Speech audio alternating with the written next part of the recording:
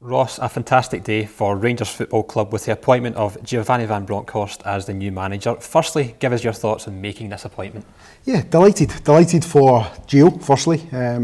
He's joining a wonderful club and a club that he knows really well. But this process has been a quick one for us. We wanted to move quickly, we wanted to move decisively. And I'm delighted that Gio has chosen to become the new manager of Rangers. It's been a tiring week, it's been a busy week. Certainly needed a lot of energy across the last week, but I'm delighted that it ends with Giovanni joining us very shortly. What made Gio the obvious candidate for this role? I don't think I would say he was the obvious candidate. I think we've gone into a process here, and throughout that process, he's made it abundantly clear that he's a great fit for Rangers. Obviously, someone that knows the club, which wasn't a prerequisite for the job, I've got to say that. But the fact he does know the club, but not only knows the club, he's excited. He's excited about Rangers. He knows the squad. He's excited about the squad.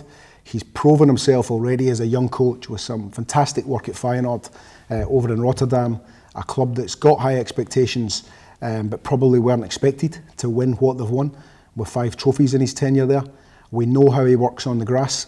I've followed him for a period of time. I'm very friendly with Ronald Koeman from my time at Southampton, and I followed Gio since he became part of Ronald's staff, and Ronald used to tell me about him when he was at Southampton and his potential as a coach, and he's absolutely realised that there. He's someone that wants to coach the players, he wants to improve the players, he wants to work with the team every day. He's a fantastic person as well, a real value fit to Rangers. Of course, their supporters know him and know him well from his successful time here as a player, his hugely successful time here as a player. But there were so many things, opportunities for young players, belief in young players, and he definitely feels like someone that's aligned to us, and we're really looking forward to welcome him to join us soon. What's been the process? It's been impressively quick how you've reached this point. Yeah, well, we had to, once Stephen had made his decision, and I should say, again, like I said last week, we are hugely thankful to Stephen for the job that he did here as Rangers manager. He's someone who I'm personally friendly with, who I wish all the best in his next chapter. But once he intimated to us that he was going to go and do something else, we have been tracking for a period of time a number of potential future Rangers managers. I think it's only right that a modern, innovative football club does that, and I hope that that's what we are today. In our systems and our processes behind the scenes, it's important that we can always be ready in anticipation for a successful Rangers manager potentially moving on to pastures new, as has happened in this case. But also, it was a process that I didn't want to take weeks or months. I wanted it to move quickly. We had a long list which quickly became a short list. And then we met a number of candidates over the last 5 or 6 days, and Gio was clearly the chosen candidate out of that list. It's been suggested there were other candidates involved in it, as you've hinted on already. I'm sure it's been a very hectic week for you. Yeah, well, we were hugely impressed by the level of candidate that was interested in this job. I think it goes without saying that to be the manager of Rangers is something that's prestigious. We know that. Gio becomes the 17th permanent manager in Rangers history, so that's something that on its own will be a coveted position. We know, and coaches know, that this is a strong football club. It's a wonderfully historic football club. It's got a great squad of players here. We've got brilliant facilities at our training ground. Ibrox is an iconic stadium, so there's so many boxes that this job will tick, so it was attractive.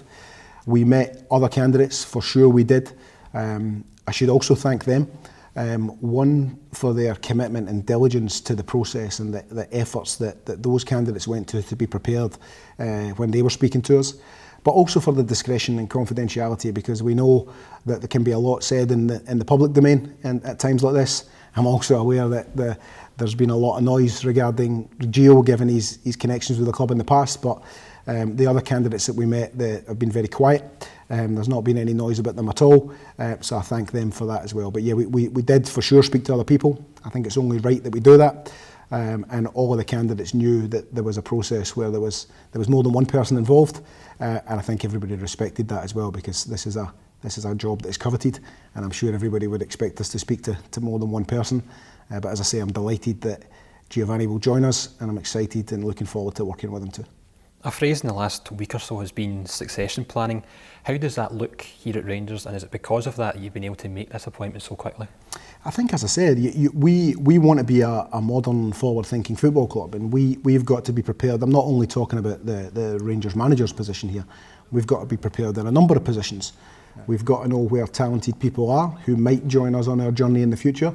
So for sure being prepared is important, and for sure being prepared allows us to move quickly and decisively. And as much as I said earlier, we wanted to move quickly and decisively, we certainly weren't going to move recklessly, and we certainly weren't going to just appoint someone for the sake of it without going through a proper, rigorous process. I think that also gives the candidates and the future Rangers manager huge confidence that this is a proper, serious club that they're dealing with, in the same way it would be for the other roles. We know the type of people that we want to work for Rangers in many different roles. We know what that profile looks like, and being prepared certainly helps. I think in terms of the manager's position, of course time will tell how strong the process has been, because we all know the demands of this club, but we are absolutely excited that Gio's going to be the man that's working with us and leading everything that's going on the pitch for us moving forward. The excitement among the supporters will obviously have been building. When can the supporters expect to see Gio in Glasgow and then in the dugout for the first time? Yeah, so I think they will expect to see him in Glasgow soon. I'm not going to put a date on that, but he'll be with us very, very soon. He will be in the dugout soon. He won't be in the dugout at Hampden, but we expect him to be at the game. In fact, I'm sure he'll be at the game. He's excited for the game, I know that already. I've spoke to him a few times. I think for two reasons. One, it's a semi-final. Two, he's joining Rangers and he's excited for that. But three, he knows what the Rangers fans are like, and he knows that they'll be 100% and more behind the club come the weekend in that semi-final. And I think he's just excited to be part of all of that. So he'll be with us very soon. We'll see him in Glasgow very soon, and he'll be in the dugout very soon, albeit not on Sunday. And you mentioned that game at the National Stadium. Can you outline the managerial structure for that match and also your interactions with the squad this week? Yeah, well, we confirmed that structure at the beginning of the week. So we have a number of really talented staff working for us here. I'm proud of the backroom that we've assembled here together. Many different people have contributed towards building that backroom. I've led them every day for a while now. I've got great pride in the work that they do. So in terms of Sunday, we'll have David McCallum there, we'll have Brian Gilmer there, who have been working with our B team and doing a wonderful job.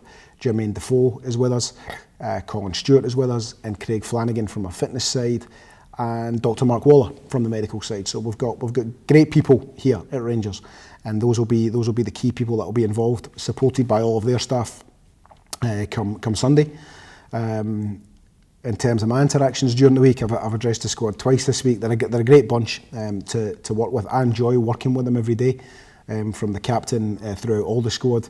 We've kept them totally updated on what we're doing, where we're going, obviously whilst respecting the confidence of the process. I wanted to make sure they were totally aligned. Probably the only mistake I made, I decided to phone every single player and every single member of staff last week, and it was a long list of phone calls to make, and once I was 4 or 5 in, I was quickly regretting that. So, but I thought it was important, in all seriousness, to make sure that all of our staff felt connected to the decision-making process, to the news that was going to be breaking all around them. But we've got a strong staff and support team in place that's done a fine job this week, and we thank them for that. And I know that they and the players are looking forward to Sunday.